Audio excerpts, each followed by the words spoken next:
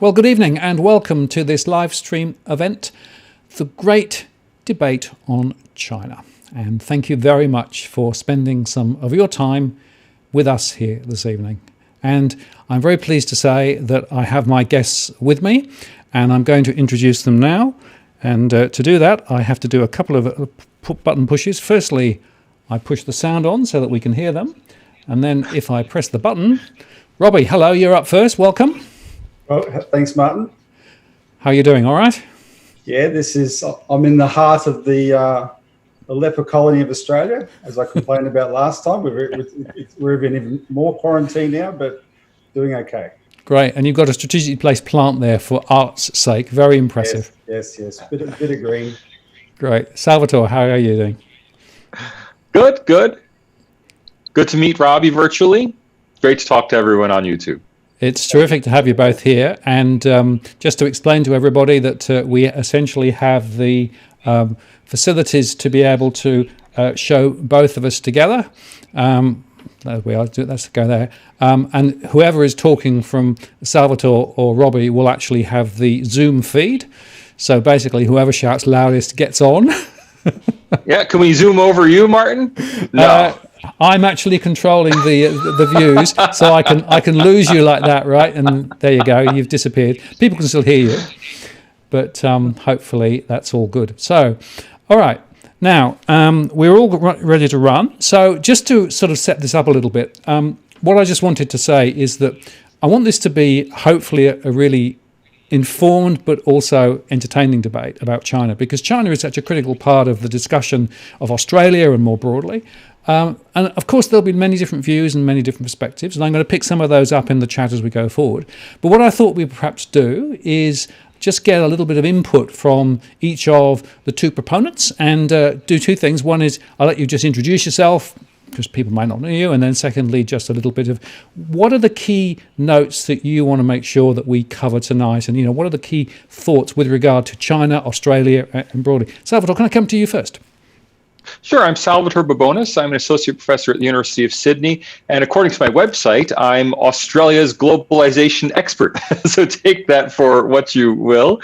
As you can hear from my voice, I am an American. I've been in Australia since 2008. I'm a permanent resident here, but I am an American citizen. That said, I'm not speaking tonight for the United States. I think a lot of people make the mistake in international relations debates of pretending that they're speaking for their country, and I'm not here to speak for the United States, but I am an American, and I do broadly share an American worldview with most of my compatriots. And I have to say, from that perspective, it strikes me that Australia, more than any other Western country, has been deeply infiltrated by China. And that goes well beyond politicians and the elite. In the United Kingdom, there's been a real infiltration of the British elite by China. Chinese firms and the Chinese government simply putting British politicians on the payroll. It's kind of embarrassing and disgusting at the same time in the UK. But I think in the UK, that pretty much stops at the level of elite politicians. Or if it doesn't stop there, at least it comes to a break there. In Australia, I think it goes much deeper, because so many Australians, especially Australians in positions of authority, have themselves bought into the Chinese collaboration and Chinese point of view, whether that's mining magnates who are intensely self-interested to the tune of billions of dollars in taking China's stance on every issue you can imagine, whether it's universities that self-censor and do backflips with policy in order not to offend China, which is a source of, in some cases, more than 1/4 of their total tuition revenue. We see it in the world of real estate and development, where developers know very well that the future prosperity of real estate development in China depends on getting more and more Chinese immigrants into their developments, buying their units and their houses that they're putting up for sale. We see it even in, and forgive me, there are always accusations of racism that just get thrown at this topic. New citizens. Now, of course, anyone who Australia accepts into its civic community as a citizen of Australia is a citizen of Australia with a right to her or his own point of view. But when a country accepts so many new citizens from another country that is potentially a rival, that is strongly at odds with its own values and point of view, inevitably Australia gets lots of new citizens. And I'm not talking about Chinese Australians who've been in Australia for generations. I'm talking about new Australian citizens who frankly only came to Australia and got citizenship to collect a better passport and to smuggle money or their families out of China. And many of them share the Chinese government's point of view and are entirely, online with the Chinese government and the Chinese Communist Party. They may be party members themselves. There's nothing to prevent Communist Party members from becoming citizens of Australia. And when that happens, of course, the infection is in the house. There's not much you can do about it because people who are legitimately, legally, Australian citizens now have a voice that is fundamentally the voice of the Chinese Communist Party. Australia, in short, has an internal constituency from China, which is different from the mere foreign influence. I mean, if you speak for a foreign country in Australia, you have to register as an agent of foreign influence. But if you just happen to share the points of view that the Chinese government has as its talking points, well, that's perfectly legitimate in a democracy. And I think that becomes dangerous for a country like Australia. Thanks, Salvatore. Very interesting. And Robbie, over to you. I'm sure you'll have a introduction to yourself, but also some perspectives in terms of the things that you want to talk about and your argument.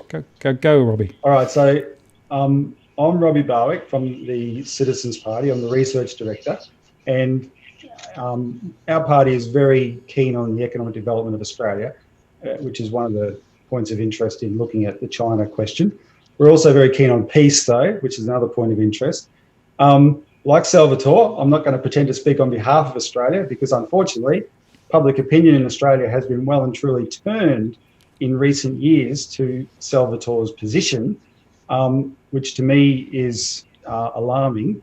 But I want to express my view of China by first reflecting on the United States, but in a good way.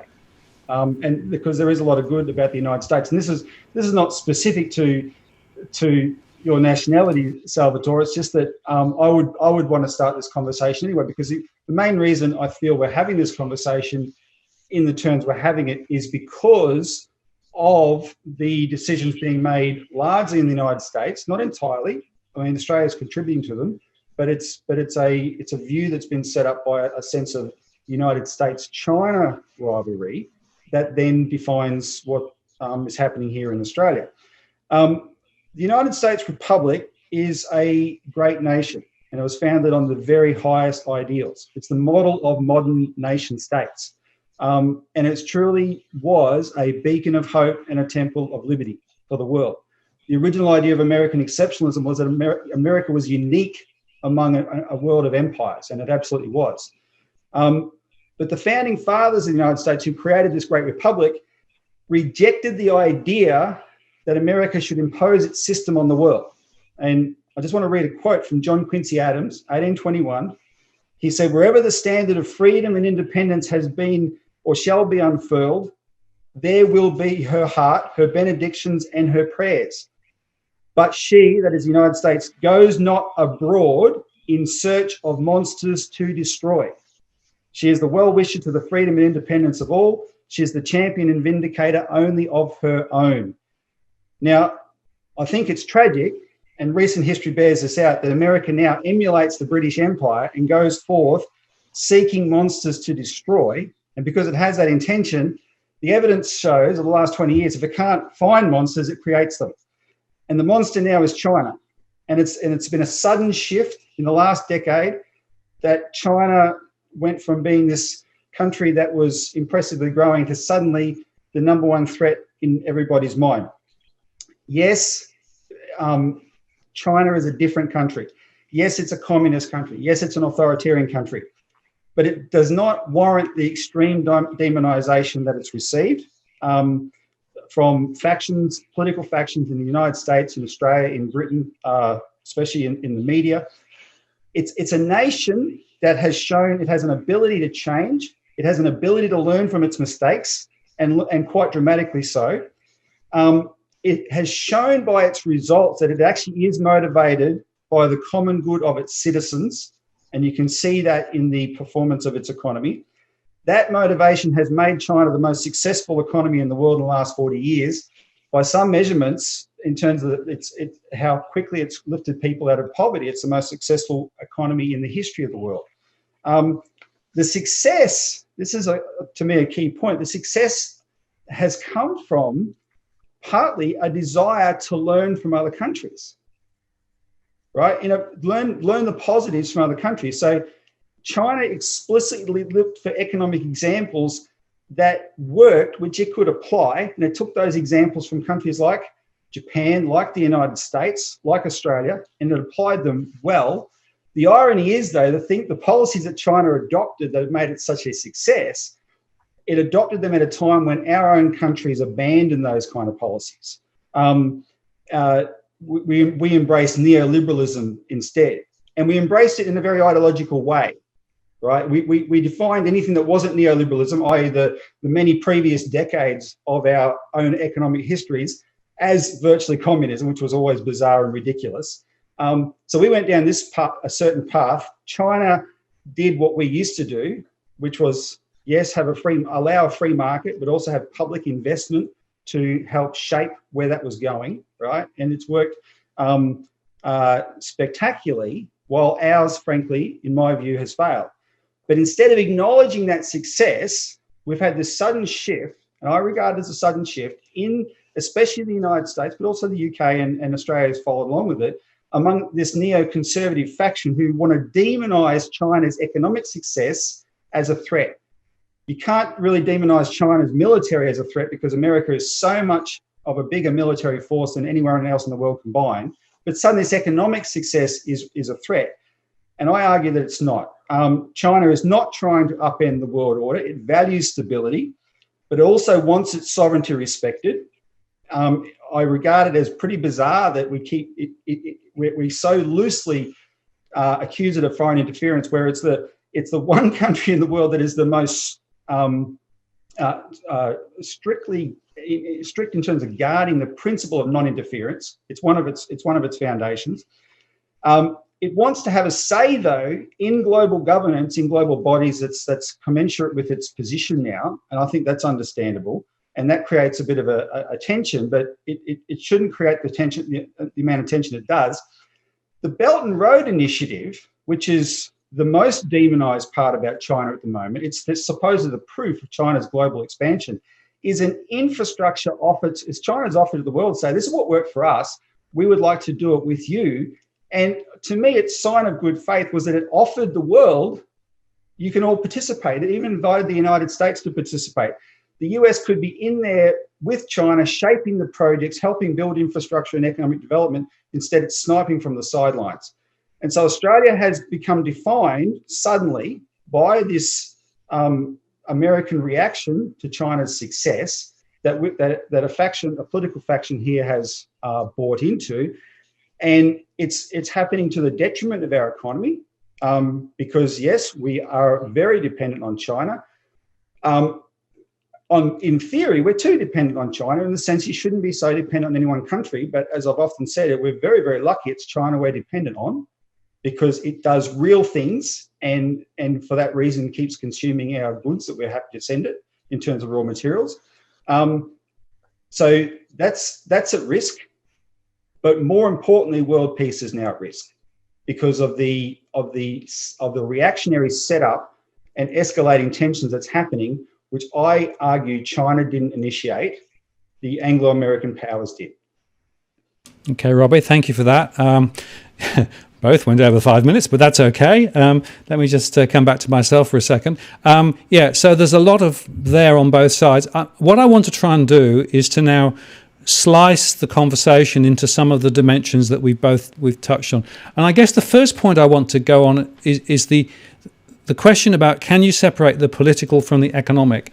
And there was this very interesting piece of data that came up the other day that China has 48.8% of Australia's exports. So in other words, nearly half of all the things that we sell around the world, we sell to China. And that then suggests that we have a very significant, in fact, almost deadly embrace between China and ourselves with regard to the economics. And so the question is, can we continue to do that, given the fact that we've got also a political set of issues? Robbie, you've highlighted those quite significantly. Salvadore, can I come back to you first? Can we separate the political from the economic? What do you think? Well, you can't separate them where China is concerned, and you also can't separate them where the United States is concerned. Both are geoeconomic powers that use their economic dominance to further political ends. That said, I don't think that 48% of exports figure is particularly scary. Australia's exports are, let's face it, primarily minerals, digging stuff out of the ground. And those minerals are sold into a global market. They are fundamentally fungible. Now, I know that's not entirely true. I know that certain grades of coal are better suited for certain power plants, this sort of thing. But basically, when it comes down to it, if China doesn't buy Australian iron ore, it has to buy Brazilian iron ore. And if China buys Brazil's iron ore, then Australia's iron ore goes to whoever Brazil was supplying. I mean, it's like saying that Saudi Arabia was dependent on the United States in the 1970s because it was exporting half of its oil to the United States. Well, did that make Saudi Arabia dependent, or did it make the United States dependent? And the answer is it's complicated, right? There's not any close connection there. Now, the place where Australia has shown itself very dependent has been in higher education exports, which are only a small portion of Australia's total exports, but those are structurally linked to China in a way that minerals exports are not. Okay, very interesting. Thanks. Robbie, where do you sit on the political versus economic?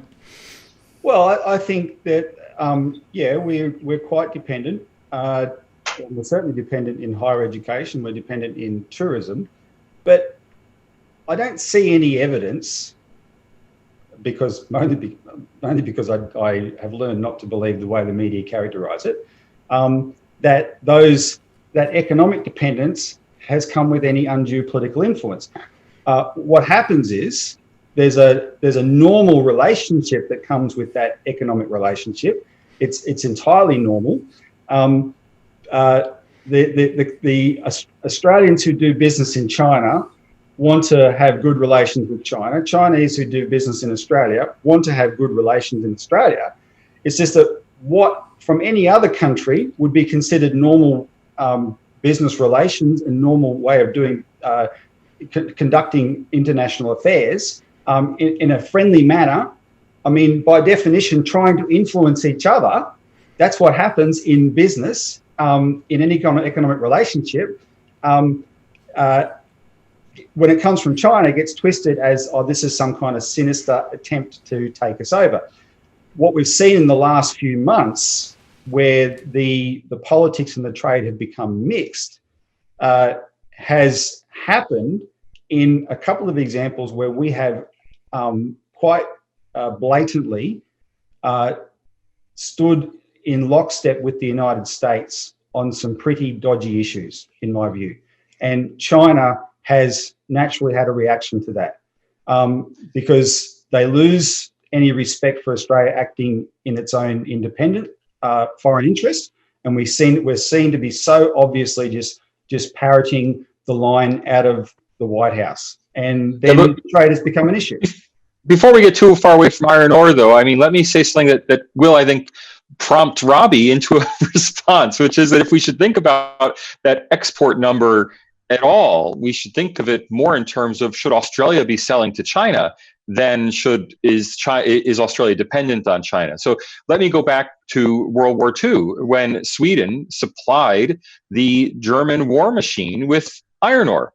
And Sweden became complicit in the crimes of the Nazi regime. Now, of course, Swedes don't see it that way, and there's a lot of historical debate on this, but I certainly see it that way. Now, depending on how evil you think the Chinese regime is, and I'm starting to think quite evil, supplying China with the raw materials for its increasing militarization of the world, I view as troubling. Now, I'm going to invite Robbie to take a different viewpoint on that.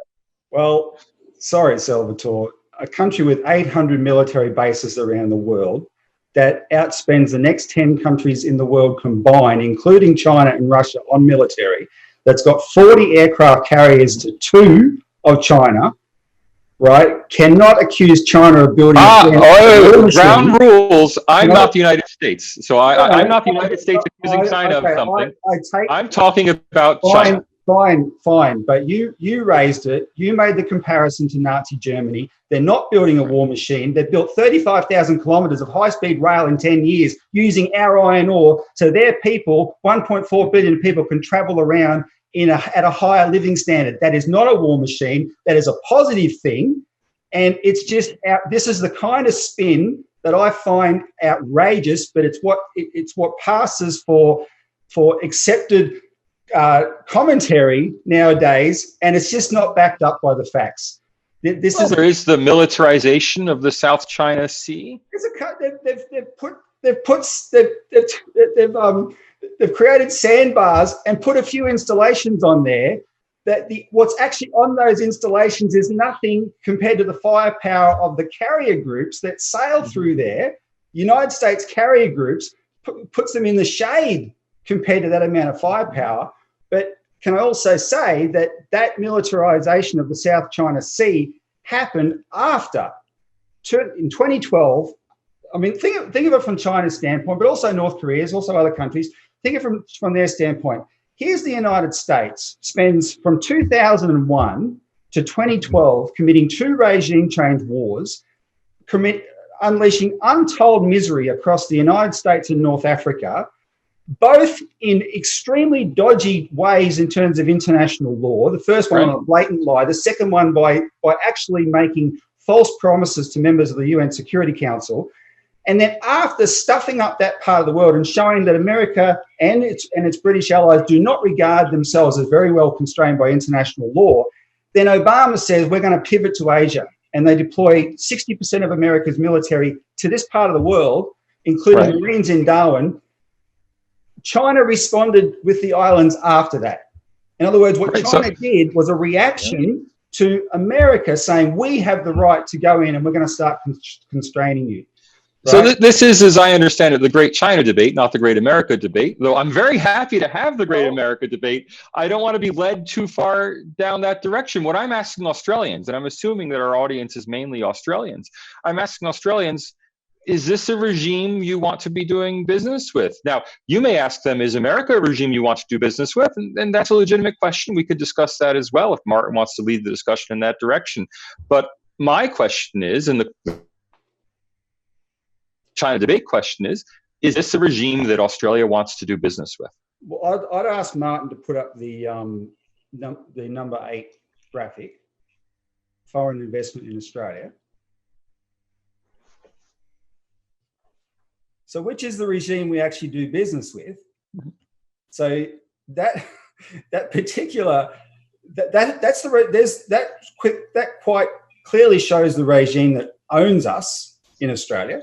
Whereas most viewers here of this debate would be under the impression that China owns us. No, the United States, the United Kingdom, even Belgium way out does that.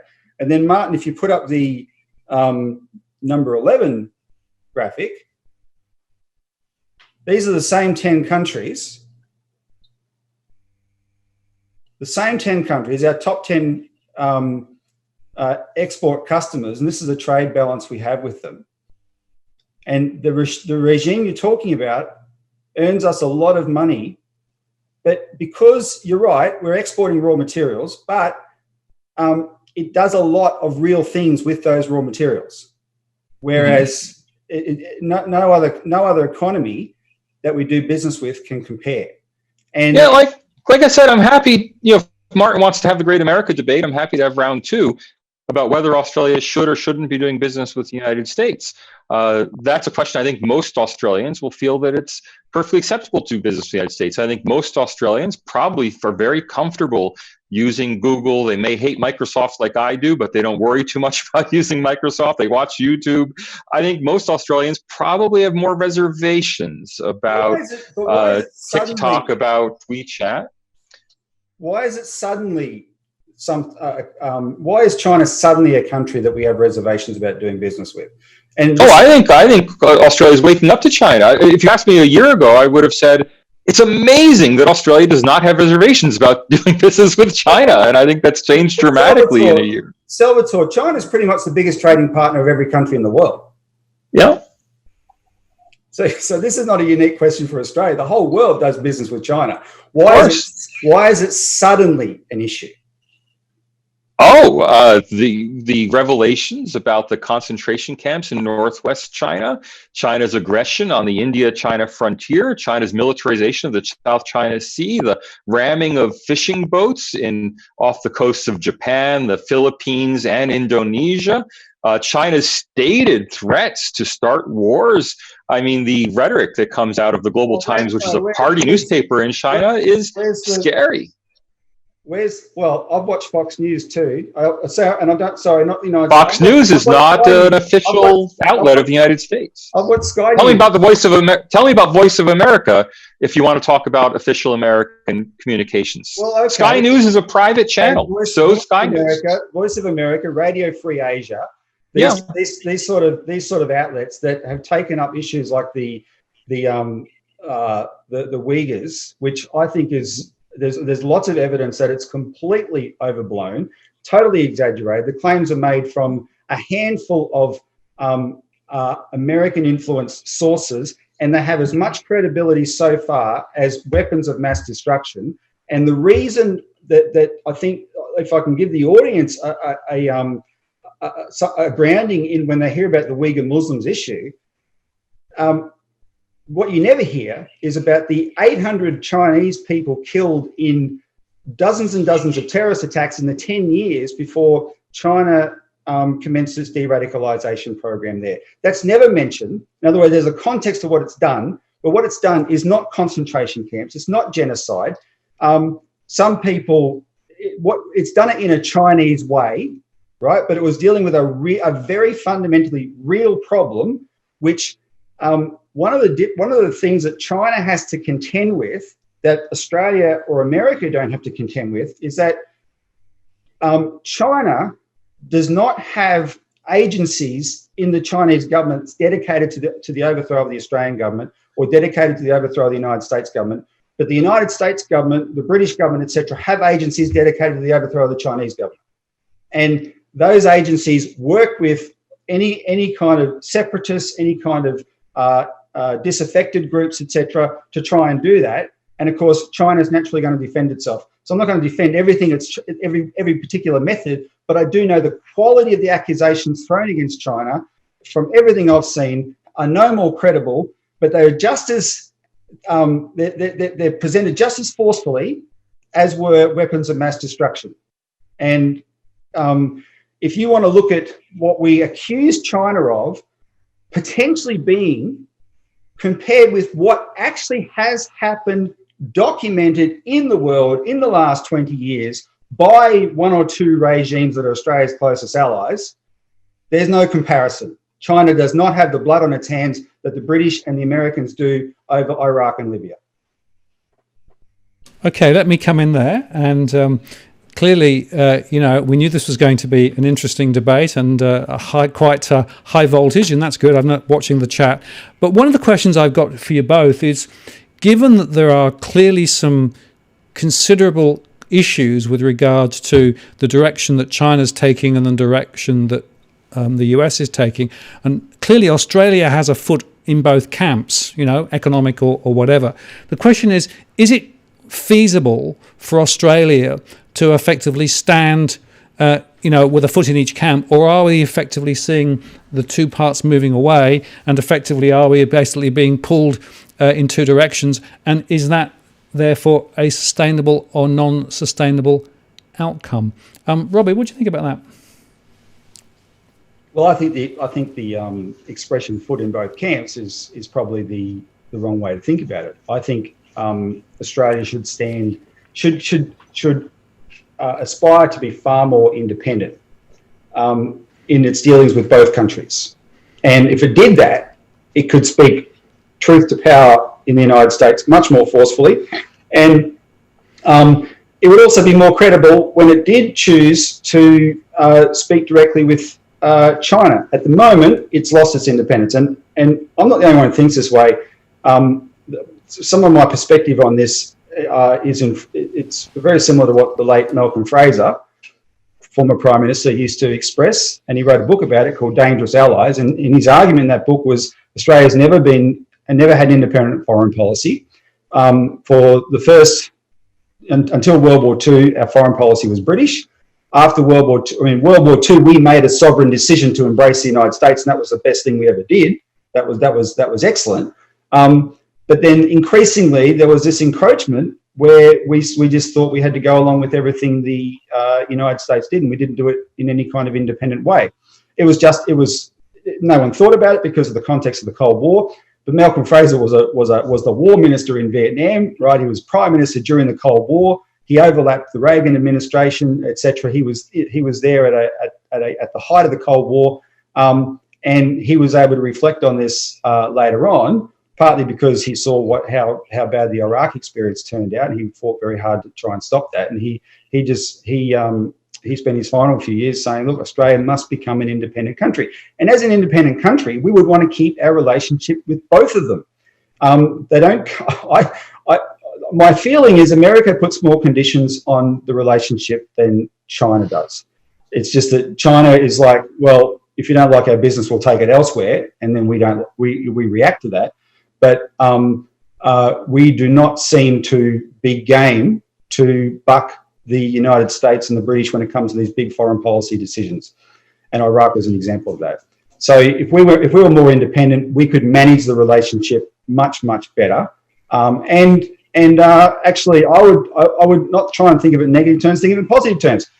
We could help appeal to the United States in a situation where, like now, where you have this rather, strange White House, where the president has expressed instincts of establishing better relations with countries like China. Despite his rhetoric, we've learned to look past his rhetoric. He would be prepared to do deals, but his administration is full of people that just seem to want a war, right? That they're driven by a total motivation to do that. We could appeal to their better nature and say, there's a better way to deal with this. And that's what I would recommend. Salvatore.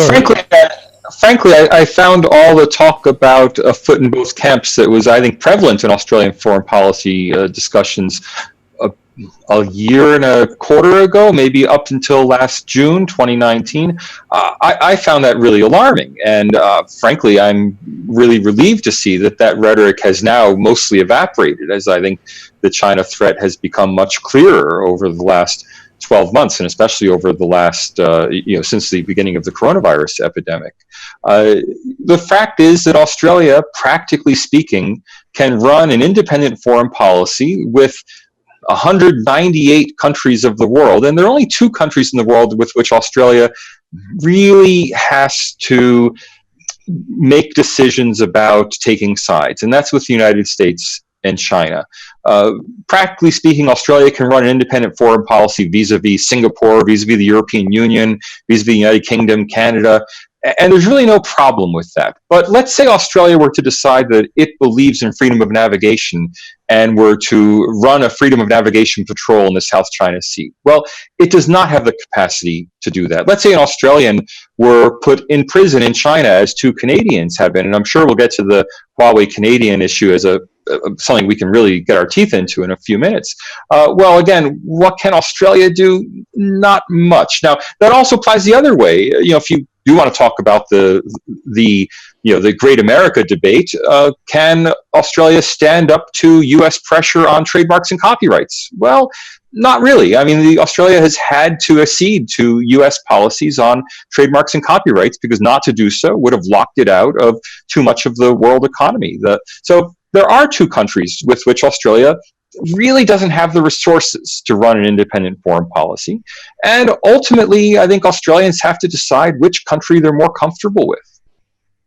Yeah, but you define an act of independence as something that I think is totally bizarre. We practice freedom of navigation through the South China Sea more than any other country because we send more iron ore through the South China Sea more than any other country. It's never been threatened. Why? Because it's trade with China. It's not a threat. Our trade is with China. China is not a threat to its own trade. We prove the freedom of navigation in the South China Sea every day. Yet you're saying that, the United States comes along and says, no, we want you to sail within the 12 nautical mile zone around these installations because we want to provoke China over those installations.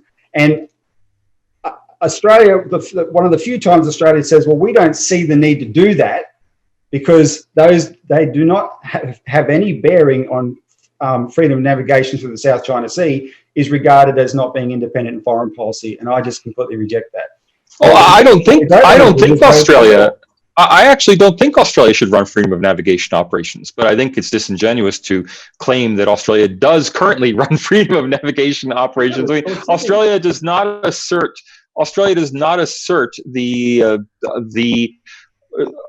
principles of international law in the South China Sea. Australia is reluctant to call out China's genocide. Australia, I think, would have difficulty supporting the Tibetan government in exile if it chose to. And, Australia may choose not to upset China, just as Australia chooses not to upset the United States. I think there are really two countries in the world with which Australia can't fully take any position it legitimately wants to. And Australians, I think, have to decide. I mean, I'm not the one telling Australians to choose. I think, practically speaking, just like with the UK, to depersonalize it a little bit, the UK had to make a decision, either take cheaper Huawei equipment or get out of the intelligence sharing game. Well, it had to choose. That's a practical fact of international life. Now, maybe it's wrong and unfair that it has to choose, but it is a practical fact that it has to choose. No, but again, it's had to choose. It's had to choose over something that was a non-issue that was turned into an issue. If GCHQ, the most sophisticated intercept organisation in the world, was happy to have a lab there to check all Huawei equipment and vet it before it could be used, to take away any sense that any boogeyman there could be something lurking in there, and that wasn't good enough because the administration in the White House says no, we want to ban this, and in this particular case, using Australia as the example, Australia provided the evidence that Huawei was some kind of a threat. Yet in Malcolm Turnbull's own book, his biography admits there was no evidence that Huawei was a threat. They based this on a future wargaming scenario, right? And Huawei was regarded as a threat purely because it was Chinese. Yeah, the GCHQ lab raised serious objections about Huawei. It was the political establishment in the UK that pushed through the decision anyway. But that's beside the point. I freely admit that the United States corporations didn't find anything in Huawei equipment. We'll have to go to the reports on that, and we can't do that in a debate. So anyone who wants to hear our evidence can email both of us, and I'm happy to send out links. But I freely admit that Australia, if it has to, well, I'm sorry, it's not that I freely admit. I claim that Australia does have to choose, and if you think Australia doesn't have to choose, I think your own testimony suggests that the United States is forcing Australia to choose. Now, you may think that's wrong of the United States to do, but the fact remains that Australia does have to make choices. The United States is forcing us to choose. All China can do is say, do you want to do business with us? Right. There's not much more to it than that. Now, China is not the country that made us so dependent on China. One of the things that gets up my nose with the Australian politicians who made us so dependent on China because of their mad embrace of neoliberalism and free trade are now the ones that are trying to mostly demonize China and the Liberal Party, and they use, and when Donald Trump or when Australian politicians use language such as, China raped our economy, right? No, the businesses here that outsourced to China did that, not China. They were happy to take the industry. But we have become dependent on China, but and the Chinese say, well, do you want to do business with us or not? Yeah.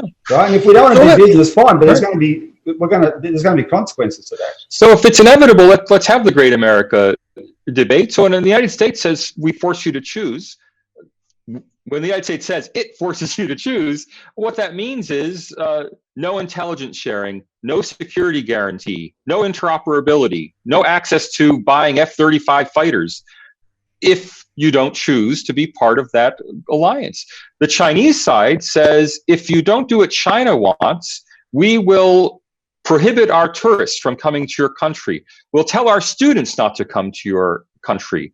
We will impound your beef at our customs barriers. We'll shift to buying iron ore or coal somewhere else. Now, those kind of threats don't come from ordinary countries. I mean, no free country in the world is using threats of that kind. Now, withholding cooperation, yes, the United States has its own self-interest, and it will withhold cooperation if it feels that that cooperation is, puts the United States at risk. But the United States is not going to threaten to blockade Australia if Australia doesn't stay in a U.S. alliance. In fact, the only threat from the U.S. to Australia dropping the U.S. alliance is that if Australia drops the U.S. alliance, the United States will drop Australia from the alliance, which seems fair enough, if you ask me. Salvatore, you opened by talking about the number of new Australians who are Chinese. You sort of echoed the Clive Hamilton line that we should be suspicious of their loyalty. This has become part of the accepted conversation in Australia now. It's McCarthyism on steroids. It's making the Chinese feel extremely unwelcome. And all the Chinese ambassador said when we had a bizarre week where Mike Pompeo made all kinds of allegations about China and coronavirus, only after America's performance on coronavirus was so miserable, so pathetic, that he lashed out at China to deflect the blame. And the worst China hawks in the Australian media were on Insiders on a Sunday morning, Peter Harcher and a few others, Greg Sheridan, and set up the foreign minister, who blurted out, oh yeah, there should be some inquiry, right? And then that took on a life of its own, and Malcolm, the Prime Minister, Scott Morrison, doubled down on that after a conversation with Donald Trump. Yes, we want to have an inquiry, totally echoing the United States.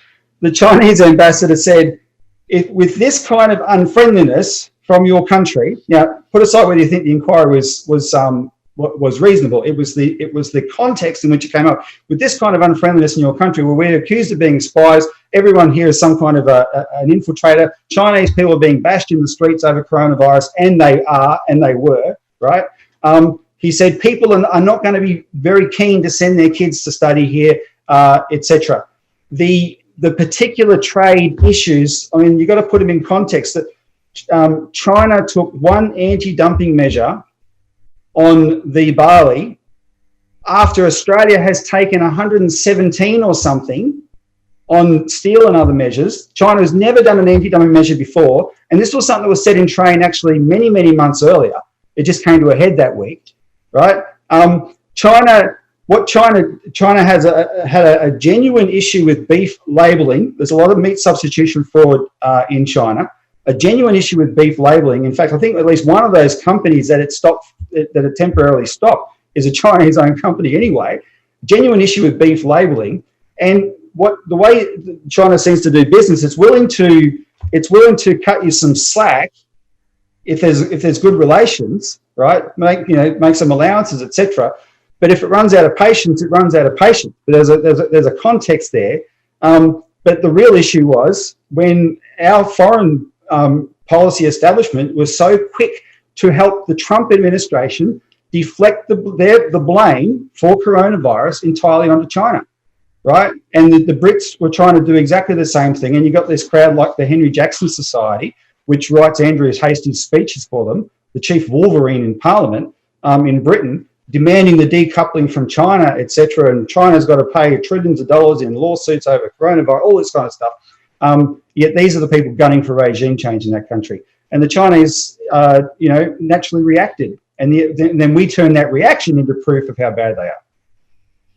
Okay, let me just come in here because obviously we can go down onto one item, but I just want to sort of turn the conversation slightly differently, and that is the question that is coming through quite often in the chat here is, what about how much of Australia has China bought? And it's a question of land, it's a question of other assets, right? And there seems to be some quite different perspectives in terms of is China buying up everything or not? Now, Robbie, you showed some data I think earlier on that suggests that it's actually nowhere near as big as many think, but there still seems to be something that is very much in the consciousness of many Australians to say China is buying everything up here. Why do you think that is? Robert, do you want to go first? Yeah, I would love to go first. There's a word for it. It's called propaganda.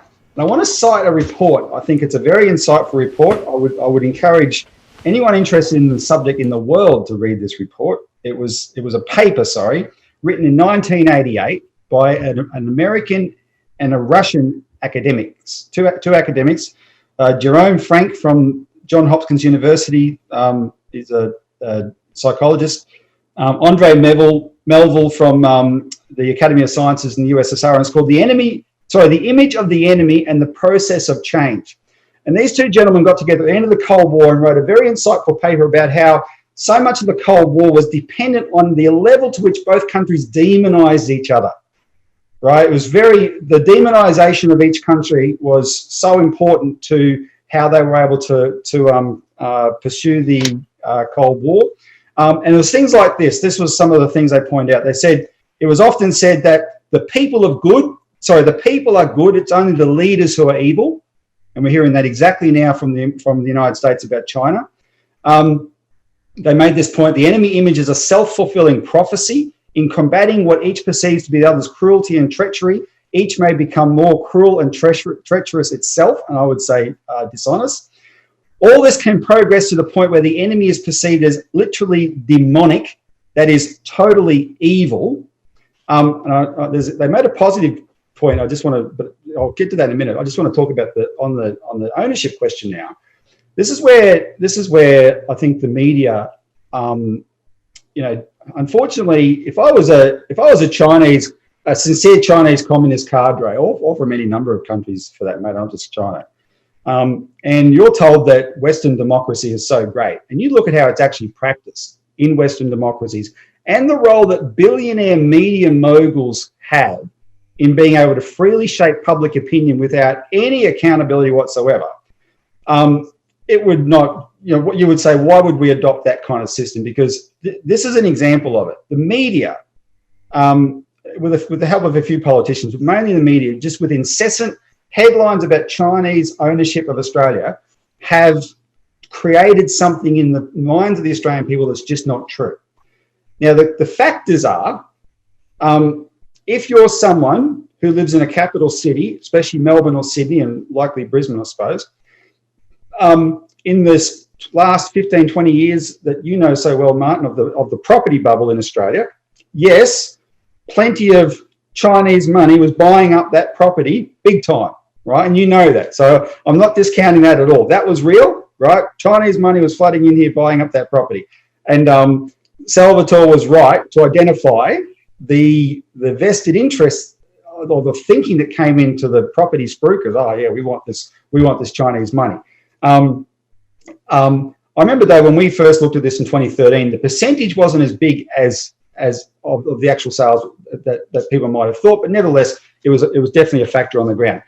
That did fall off though in the last few years, big time, because there was a large amount that was money laundering, and that fell off, and the Australian authorities seemed to want that, knowing it was laundered money. They seemed to want it anyway. They didn't care. They just wanted their property bubble up. But that amount of investment by individuals in houses is not really showing up. Doesn't really show up in the figures per se. In the big foreign investment figures, the ones that get the real headlines, it's way overblown. And the two are the ones I've just shown, which is the foreign investment figures. But can you put up the number 10, the farm ownership figures? I just want to explain this. This is worth looking at. So the one area China does seem to rank as an investor is in the ownership of farmland. And this is very emotional to people. It's more emotional than most things that China buys. So the one on the left, of course, just the color ones slice of the pie. That's how much of Australia's farmland is owned by foreign investors totally. And Britain is the purple and China is the red. And then you go to the next one there on the right, and that slice of the pie is now its own pie chart. And so you see, slightly out of date now, I think they probably, on paper, they rank with each other. But just look at the Chinese slice of the pie there. So 9.2 million hectares of Australia, China owns, and it might be about 10 now. What you don't know from looking at that's the landmark figures, the headline figures, is how that is calculated.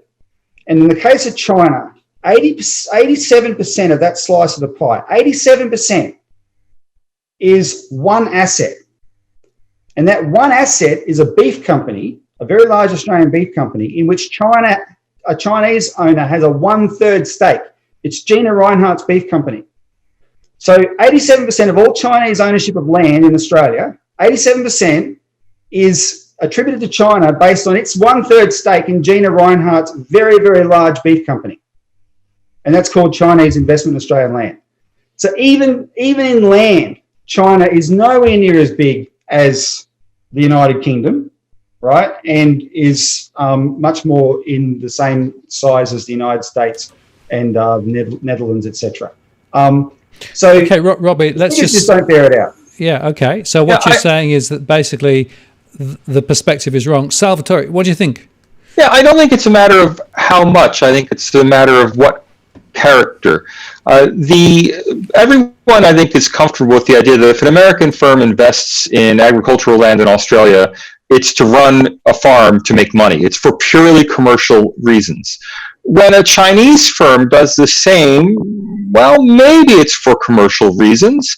Maybe it's to strip the technology. Maybe it's to strip the land itself. Maybe it's to, and the list goes on, because that Chinese firm does not have purely commercial objectives. The Chinese firm is always at the beck and call of the state. Often it's a state-owned firm. But even if it's not a state-owned firm, of course, it's a firm that is operating in many ways on behalf of the state. There's no such thing as true private industry in China. Now, perhaps there was in the early 2000s, but since the Xi Jinping era began, there hasn't been. Now, I don't think that's a reason not to have any Chinese investment in Australia. I often point to the amusing fact that the top pork producer in the United States, Smithfield Farms, is Chinese owned. And in fact, when China put retaliatory tariffs on American pork, I laughed because the company they're putting tariffs on is a Chinese company that's exporting American pork to China, and that's the way the global economy works. So, I'm not saying that Australia should prohibit Chinese investment. I'm just saying Australia is right to be circumspect about it. To get away from the land issue and to think about Chinese investment more broadly, the lease of the Port of Darwin to the Chinese state port operator, I think, was irresponsible of the Northern Territory. It's just not the sort of thing you should do with a key piece of infrastructure like a port. Now, I don't have any evidence of criminal behavior on the part of the Chinese port operator. Chinese port operators are the most efficient in the world. They've turned around Piraeus in Greece from the worst run, most loss-making port in Europe to one of the top ports in Europe. They can do good things. They can do good business. But in the back of your mind, that's always the question, are they truly there for commercial reasons, or are they there acting on behalf of a foreign government? And that's not a question you have with British or American or other investors who, for the most part, are just there to make a buck. Who says that's not a question you have? I could sit here and easily cast the same insinuations on American investment you just did. You have no evidence for anything you just said. It's a feeling you have because of perspective you have on China. China, for yes, absolutely. Guilty as charged. Why should the world be run that way? This is McCarthyism on steroids. This is garbage. I represent a party that would never have sold these assets in the first place, right? The neoliberalism is crazy, but to say that the country that is just has done nothing to Australia except be our best customer and a damn good one, right, should be viewed with suspicion because America says so.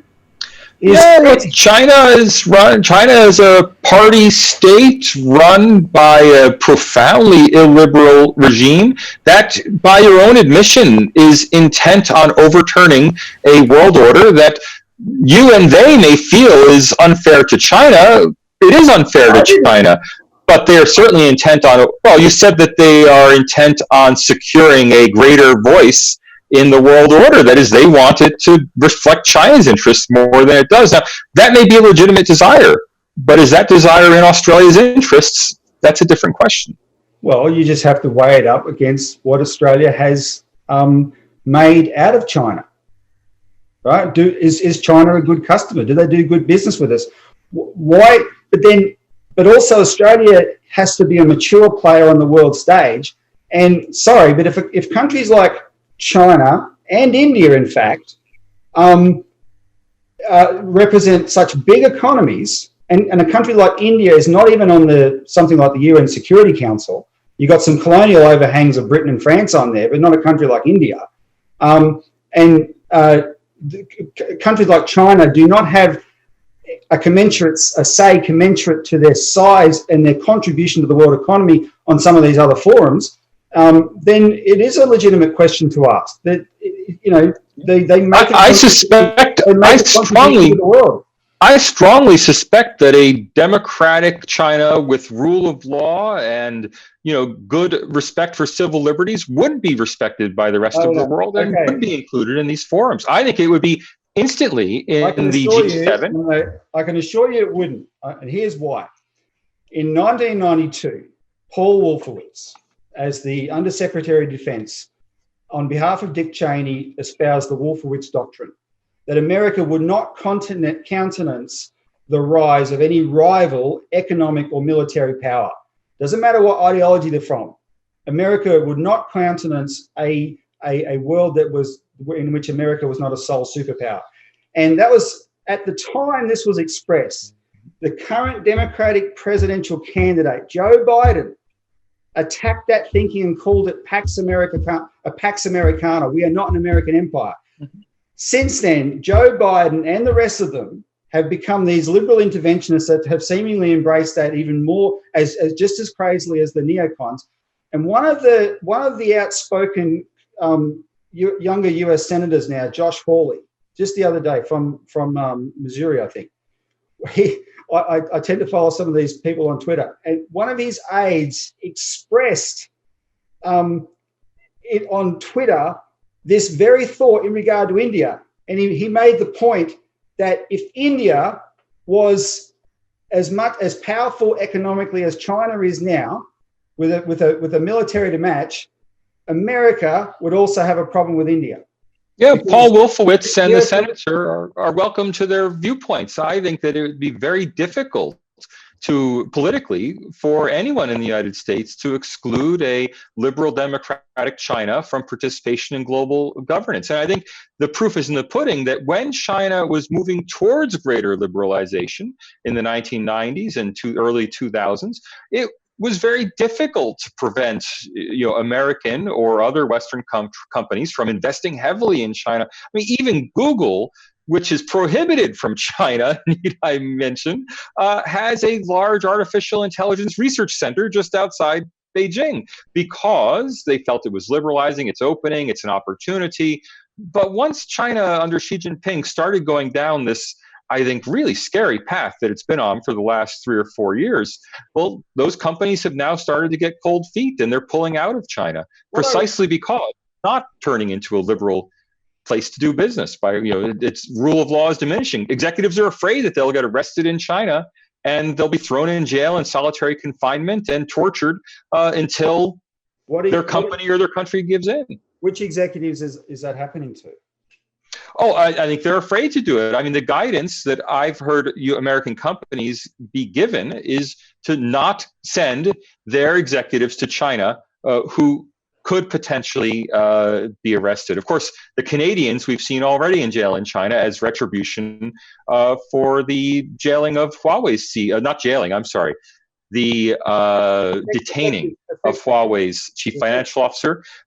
Canada put Huawei's chief financial officer in a extended house arrest. She's allowed to travel anywhere in Greater Vancouver. Meanwhile, China, on no obvious charges, has jailed 2 Canadians in solitary confinement and denied them consular access on the excuse of the threat of coronavirus. Now, you be the judge. I think companies are saying we're afraid to do business in China. Well, okay. Let me just come in there, guys, because what I want to do is just take the conversation slightly further forward. But what we're now getting to is the fundamental cultural norms, right? And we should therefore be thinking of perhaps things like what's going on in Hong Kong and some of the other issues as well. There again seems to be some quite different views as to how the culture within China is working and how it's being manifest and what freedoms are being taken away or not being taken away. And basically, is that good or is that bad? Because I think that the example of business is a subset of the broader cultural issue. Salvadore, do you want to come in first there in terms of the cultural norms, how you see them, and maybe specifically reference Hong Kong? Well, China has the power and the authority to assert its will in Hong Kong. Of course, that doesn't mean that whether it's right or wrong, fair or unfair, that's a culturally situated decision. And of course, many people in Hong Kong are upset by it. Many people in China are in favor of it. Well, that's their own right to have a point of view. But if China does enforce a Chinese party state in Hong Kong and removes the liberties that Hong Kongers have traditionally enjoyed, it will find people fleeing Hong Kong. And I know at least one charitable foundation that's already fled Hong Kong. I know companies are all talking about getting out. My own cousin works for a public communications company. He's a partner at a public communications firm in Hong Kong, and they're talking about where they're going. Their clients are talking about where they're going because they were in Hong Kong precisely so they could be in a rule of law jurisdiction but still inside China. Well, China's decided that there won't be that rule of law jurisdiction anymore. Now companies are fleeing, whether it's to Singapore or Taipei or Tokyo or Seoul. That's just what's going to happen. Now, China has every right to do what it wants in its own territory, but that doesn't make it the morally correct thing to do, and it doesn't make it something we have to condone or participate in. Well, the former British public prosecutor of Hong Kong, whose name is Grenville something or other, it escapes me now, he would disagree with you about what you said about the rule of law. He's written an open letter to Boris Johnson expressing his disappointment at Boris Johnson's overreaction to not China's national security law. And he's British, he's the former public prosecutor of Hong Kong. He's the guy who oversaw the rule of law of Hong Kong, and he's disputing that the national security law is the shredding of the rule of law in Hong Kong. Ironically, Chris Patton has taken the opposite point of view. Sorry? Chris Patton, the former governor of Hong Kong, has taken exactly the opposite point of view. So there's opinions on both sides. Sure, Chris Patton is the former governor who became governor when Hong Kong had no democracy, who introduced democracy at the 11th hour and 59th minute and 59th second as a poison pill to China. So for 150 years under British rule, zero democracy except right at the very end. And then when told China, you've got to, any change to this, we're going to accuse you of being undemocratic. Well, I think the man who lives there, this former prosecutor, his view is far more valid. And ironically, it came about. It's not the shredding of the rule of law; it's the assertion of the rule of law, because it came about because Hong Kong had an extradition treaty with everyone else in the world except the country it belongs to. Hong Kong had an extradition with except China, and when someone could go and commit murder in Taiwan and get away with it because they were in Taiwan and was not allowed to be charged with murder back in Hong Kong, this naturally led to a reforming of the law as it would in any country. But the CIA, the National Endowment for Democracy, all the American groups that are there to stir up trouble, the US consulate got involved with those pro-democracy groups in Hong Kong, to blow it up. And they literally blew it up. But what ended up ensuing was nothing compared to what we've seen on the streets of the United States in the last few months, right? There was all the China bashers were accusing the police of doing all sorts of horrific things last year, and then we saw what it was. But this was unconscionable. It made Hong Kong completely dysfunctional, and the Chinese government have had to bring in this law to restore some form of law and order. And the law, as this former prosecutor points out, is consistent with the basic law of China that the United Kingdom agreed to, because Hong Kong was always going to need a national security law. This is the national security law. The problem is it's overlaid with these insinuations and assertions about China that are such awful exaggerations that China is painted as pure evil, and therefore anything it does has to have an absolutely evil motive. Well, yeah. If I may, on a lighter note, I was in Hong Kong in 2014 during the umbrella protests, and went down and interviewed people. And I was amazed that the public restrooms there in Central, that you're not in the shopping mall, the actual public restroom on the street, was open. And I thought, well, if the police really want to get rid of you guys, why don't they close the bathroom? And the protesters said, no, they couldn't do that. This is Hong Kong. And, they have to leave the bathrooms open. And I laughed and I said, in America, when there are the Occupy protests in Manhattan, good luck finding a bathroom. They did everything possible to push people out. And the Hong Kong police, I thought at that time in 2014, were remarkably gentler than any comparable American police force. But this isn't about police brutality in the United States, which is a problem. This is about rule of law. And the fact is that China simply does not have habeas corpus. And today, Hong Kong no longer does either. If China simply wants to arrest you in Hong Kong, not tell you what you're charged with, not tell anyone you were arrested, and stick you in a prison and throw away the key until you give them or tell them whatever they want, there's nothing anyone can do, and that's Chinese rule of law. Now, that may be the rule of law in China, but that's not what the rest of us mean by rule of law. Sorry, Salvatore. Under the national security laws that most countries have passed, in the last 20 years, post 9/11, they've all gone in that direction. There's 2 Australians in jail in Australia, Witness K and Witness X, I think his name is. You wouldn't even know they were there, except for some strange arrangements that somehow it got out that they were there. And nobody knows that these are secret trials, etc. And this is a supposedly rule of law country, and this is all done under the umbrella of national security. And of course, most famously, you have an Australian in Britain who's solely there because he exposed United States war crimes in Iraq, and that's what the United States is prepared to do to anybody that it chooses to. Similar to the daughter of the Huawei founder in Canada. She's only been put under house arrest at America's insistence, and Canada bowed to that insistence. The Canadian Secret Intelligence Service called it a highly political act. There is an extradition warrant out for her, and were she to be extradited to the United States, I think there's very little risk of her being put in a Guantanamo-style prison, offshore prison. If she's extradited to the United States, she'll be extradited to the United States. She'll stand trial. There are people in Guantanamo, though, aren't there? So Guantanamo is a terrible stain on America's rule of law. That said, habeas corpus was not applied because they were not American citizens in Guantanamo. When people were identified as American citizens, they were repatriated. And Guantanamo, of course, was extraordinarily controversial in the United States, led to congressional hearings, it led to outcry in the press, it led to all sorts of condemnation, it led to people like me writing articles to condemn America's actions in Guantanamo. That kind of self-correction does not happen in today's China. Guantanamo Bay is still open?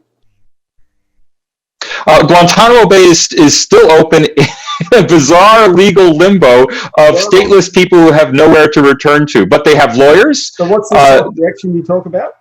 What is what? Sorry? Self-correction? Self-correction is that Guantanamo has been largely closed. It's been exposed. The people who are in Guantanamo got lawyers. They got representation. They've had cases heard. Now, look, I'm not endorsing it as being perfect. What I'm saying is that in America, you don't disappear into a legal black hole the way you can and do in China. I don't think Hong Kongers... If you're I American. don't. Well, but Hong Kongers are Chinese citizens. It's not that, I'm afraid of going to Hong Kong. If anything, I feel very secure going to Hong Kong precisely because I'm an American citizen. It's Hong Kongers who are afraid to be in Hong Kong. Well, there's no evidence of that. They keep talking about the mass exodus. The real estate lobby in Australia hopes there's a mass exodus. So far, there hasn't been a mass exodus. And as I said, the former prosecutor, speaking on behalf of people that he knows in Hong Kong, are happy with the new law. Plenty of Hong Kong people, the majority of Hong Kong people, according to polls, just wanted the whole thing to settle down and some rule of law to return. But I just want to point out that a lot of this, again, it's all insinuation about China. There's all these assumptions people make. They seem to think they know everything about the Chinese legal system. Yet I would just challenge people: whatever you think you may know about the legal system, go and do some actual deep digging and check it for yourself. Don't just take those old Cold War memes that were fed to you about how a legal system of another country works. The thing is, though, when we talk about something like habeas corpus, right, as important as that is, but as expendable as that is also in the right circumstances, as it's been shown to be, we're expressing a good principle of Western law. It is a good principle, but it's a principle of Western law. We impose onto a country like China, which has a 5,000-year history, right? That we think it should be doing things in a certain way. It says, no, we're happy doing things in this other way. Thank you very much. We may not think, well, that's the best system for us, but that's fine. But I don't think we should. I think the world would be a better place if we stopped thinking that we get to decide what's the best system for them.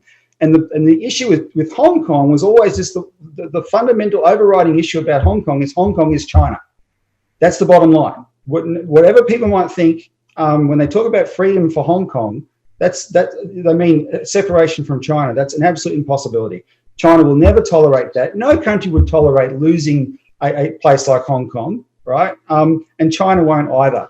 And one of the things that gets up my nose is when we demonize a country like China, and it's always in these human rights terms, yet it's so clearly cynical. And the proof of that came out in 2017 when Rex Tillerson became a Secretary of State from outside of the system, right? A businessman who becomes Secretary of State. And some gentleman in the State Department named Brian Hook thought it would be helpful to introduce Rex to how things were done. And he wrote this now famous or an infamous memo on human rights where he said, one useful guideline for a realistic and successful foreign policy is that allies should be treated differently and better than adversaries. For this reason, we should consider human rights as an important issue in regard to US relations with China, Russia, North Korea, and Iran. And then he went on to say, but countries like Saudi Arabia, which have terrible human rights abuses, we shouldn't raise it with them because they're our allies. And so this is not a matter of principle the way it's applied around the world. This is purely cynical. Human rights have been weaponized against whoever's the latest target of the Anglo-American regime change agenda. And Saudi Arabia were buying up farmland in Australia. I think Australians would be equally alarmed. Well, okay, let me come in there again now, guys. You told them to. Yeah, there are two more topics to cover before we finish. The first one, I want to go back to Belton Road, because although we started to have a conversation about it, the fact of the matter is, again, this is another significant issue where people have very different points of view. Victoria signed up for the Belton Road. Other people in Australia seem much more nervous. Now, some see this as effectively a way of driving economic development, supranational. Others see it as a form of control. And then before we finish, we'll come and just touch on the media and how the media is actually interacting around China in the Australian context. But Salvadore, what about Belton Road? What's your perspective on that? Well, the Belton Road, to remind everybody, is the is the Silk Road economic belt across Eurasia and the 21st century maritime Silk Road across the Indian Ocean into the Northeast Africa and the Middle East. The Belt and Road Initiative is Xi Jinping's signature foreign policy initiative. It was, in my view, actually an accident, as he gave a pretty anodyne speech in Kazakhstan talking about the rebuilding the Silk Road of yore, and everyone latched onto it, and then over the next 6 months or so, it became China's foreign policy initiative. They knew that it sold well. It was a great trademark. That said, I don't think it's a very meaningful.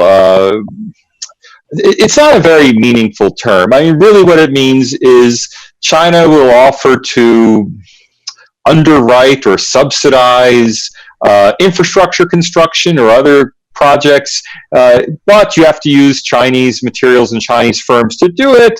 They will give you below market financing in exchange for political benefits. So, simple things like providing a loan a little bit below market rate, and in exchange, the country, or in Victoria's case, perhaps the state, I don't know, signing on to it, uses Chinese terms like we're promoting win-win cooperation for a more harmonious world.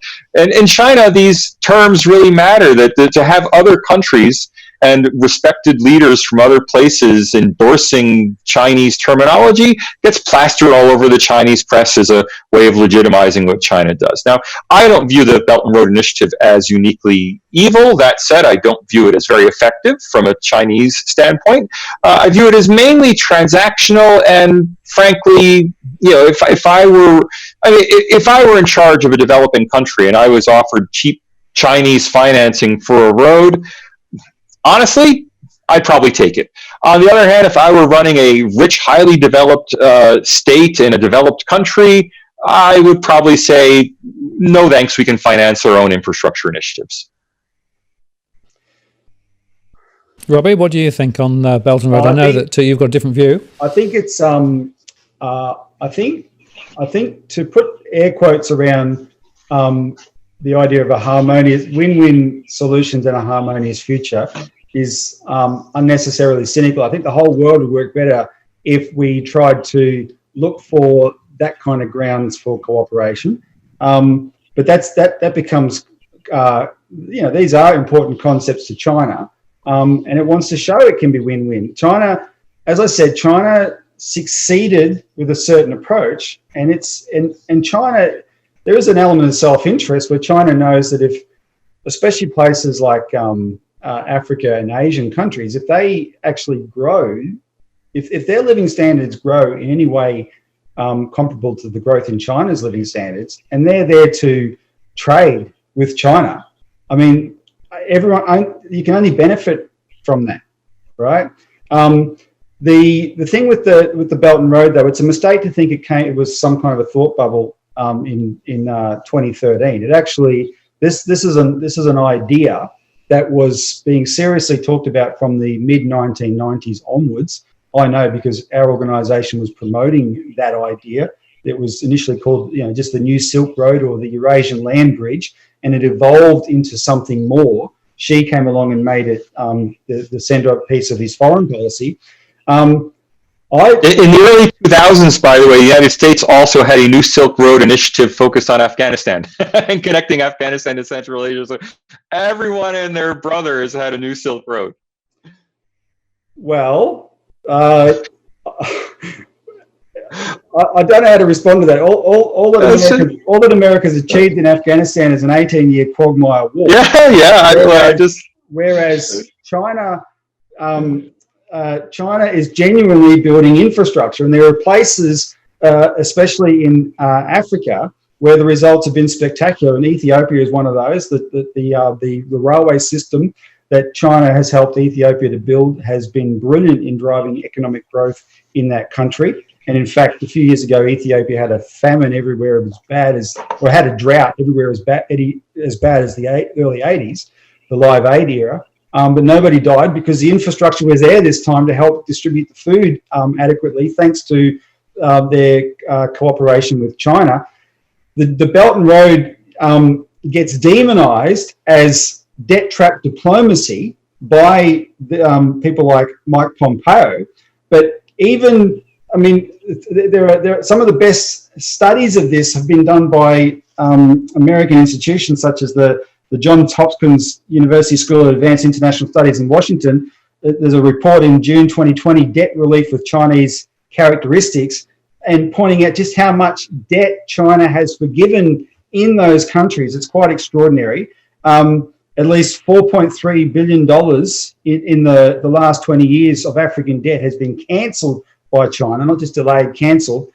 And also the way what China does with its money is very much infrastructure focused, whereas it's not the biggest investor in Africa by far. The United States and the United Kingdom are, but its investment is in the form of infrastructure, whereas the United States and the United Kingdom's investment is in the form of mining, right, to extract raw materials. China is actually helping build infrastructure, and yes, it comes with debt, but they're prepared to be flexible on that.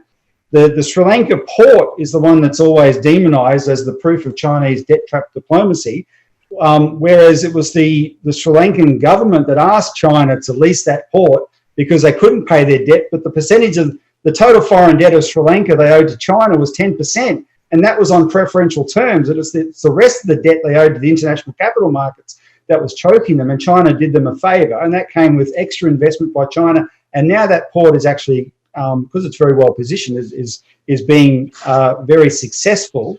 So you won't hear me talking about debt trap diplomacy. In fact, in my book, American Tin Cha, I took exactly the opposite argument. I said that this is actually benefiting developing countries that at any time can cut ties with China and refuse to pay back the debt. That is when the power in a debtor relationship is with the debtor, not with the creditor.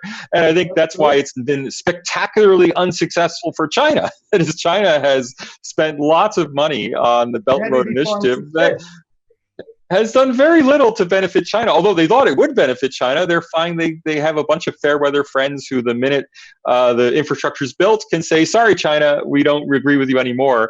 Now, the question is, should a developed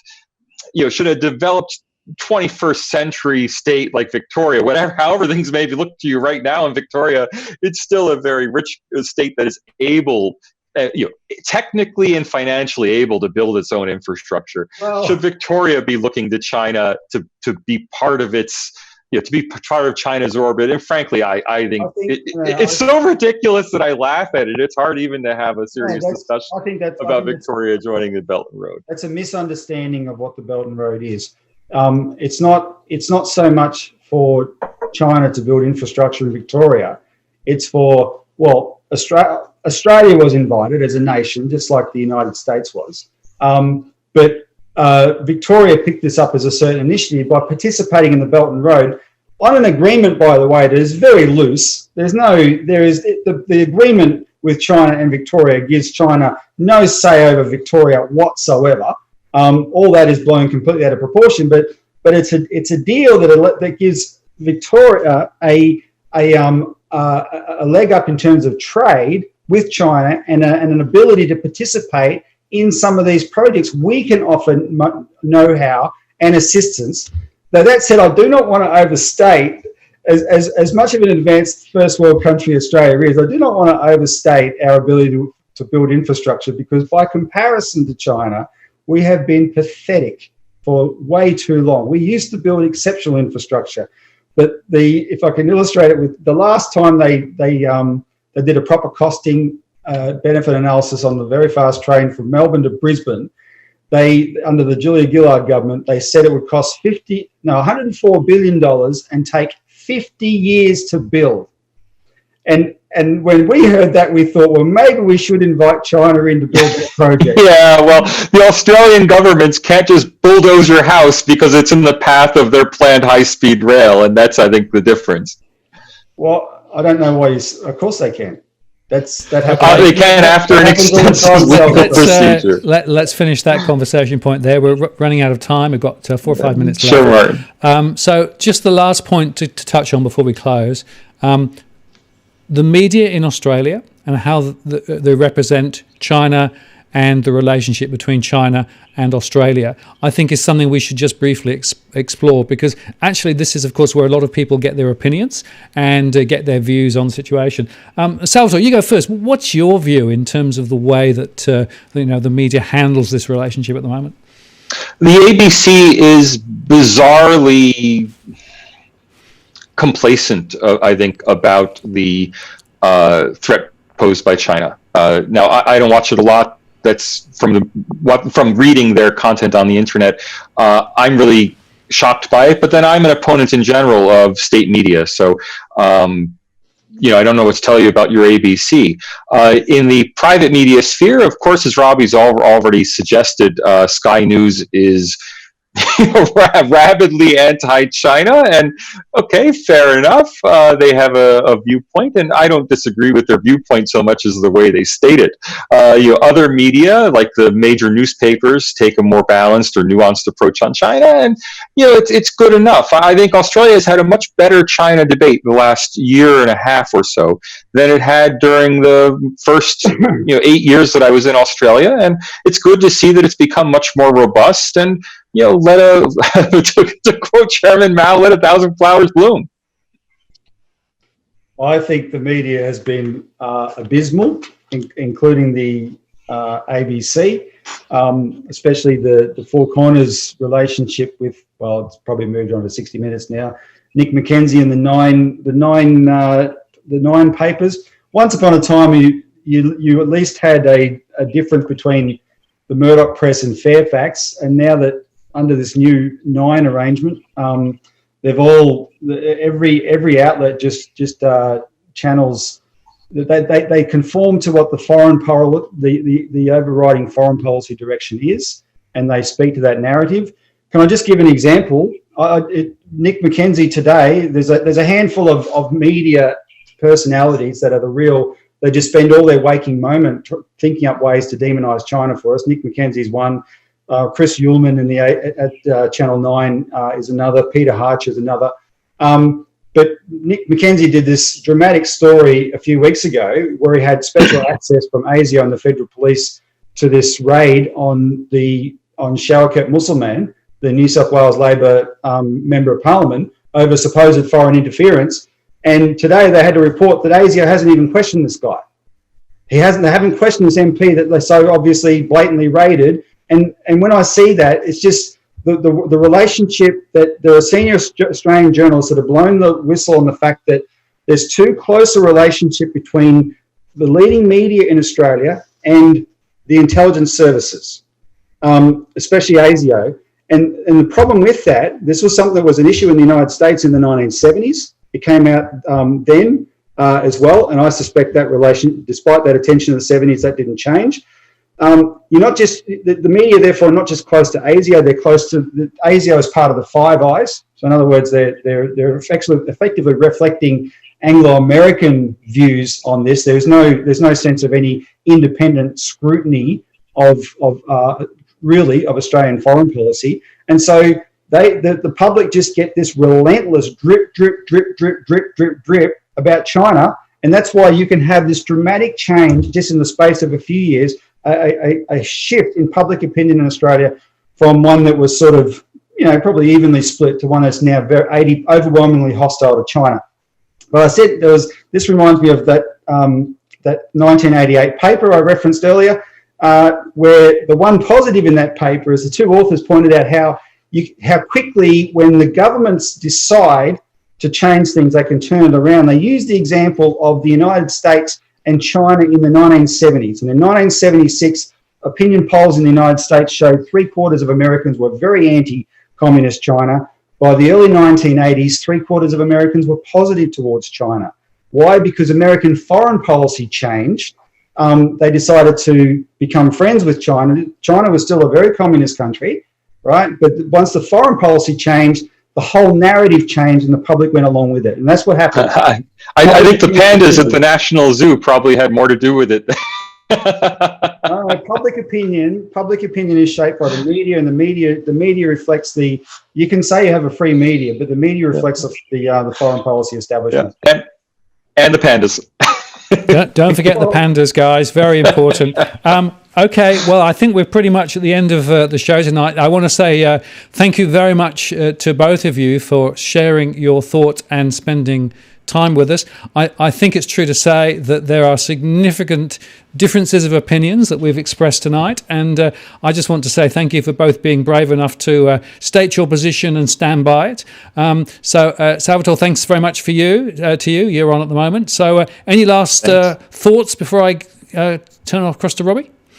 Robbie opened talking about John Quincy Adams, and I love to remind people, John Quincy Adams was George Bush, Barack Obama, and Hillary Clinton rolled into one. He was the son of a president, a Harvard law professor, and a former Secretary of State. So while I do respect his point of view, he did represent a sort of American establishment viewpoint that not all Americans share. And I think a lot of Americans sincerely want to see a moral foreign policy in the United States that is very active out in the world and supports people out in the world and is, well, adventurous, you can call it, but, Americans are very proud of their involvement in World Wars I and II and very proud of their involvement in the Cold War with the Soviet Union. And I think a lot of Americans, maybe John Quincy Adams wouldn't have been one of them, are very proud for what the country is doing with regard to China today. Thank you, Salvador. Great to have you on tonight. Robbie, your last thought? Well, I'm a bit taken aback by that. I would hope Americans are very proud of their role in World War II. I know Americans are not very proud of their role in Iraq. I would hope they are aware enough to understand they shouldn't be proud of their role in Libya. These have been unmitigated disasters, the consequences of which we're still living with today, which you've glossed over, unfortunately. But that's the world in which we're shaped by, not World War II anymore. And the countries of the world who sat by and watched that happen, such as China and Russia, it forced them to take steps to defend themselves. But that said, I do think I'd like to leave on a more positive note. It would be good to have a world where it wasn't so obviously shaped by theoretical geopolitical considerations of great power competition. There is real solid ground for cooperation between countries. China, through the Belt and Road, through the Asian Infrastructure Investment Bank, has repeatedly reached out to the United States to invite it to participate in those things. Reached out to Australia, reached out to the rest of the world. It's the United States that, for example, the Trans-Pacific Partnership, when the United States tried to ram that through, it excluded China from it. The United States is the one that's putting conditions on countries. Whereas if we drop that kind of thinking, right, focused on what we have in common as countries, every country's going to have a different system to bring to the table, but over time, the best that they have to offer will be welcomed by each other, and that's how you progress going forward. The current trajectory we're on is not that, and it's very, very dangerous, and that's why I think we have to be outspoken against it. Well, Robbie, thank you very much for that, and thank you both for your time this evening.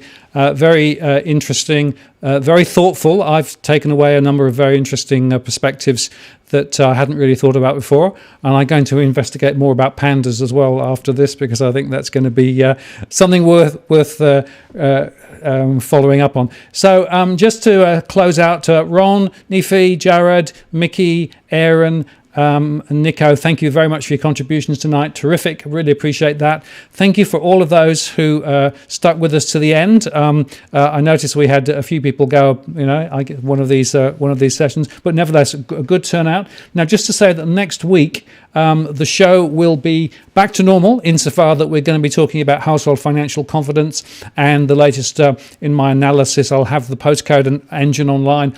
I'll also have some of the other work that I've been doing recently with regard to the trajectory in terms of the flows, all of those things. So that I think will be quite interesting in terms of price movements and all those other analytics too. So that's next week. So same time, same station. Thank you very much for everyone who's participated. Thank you very much to Robbie and to Salvador.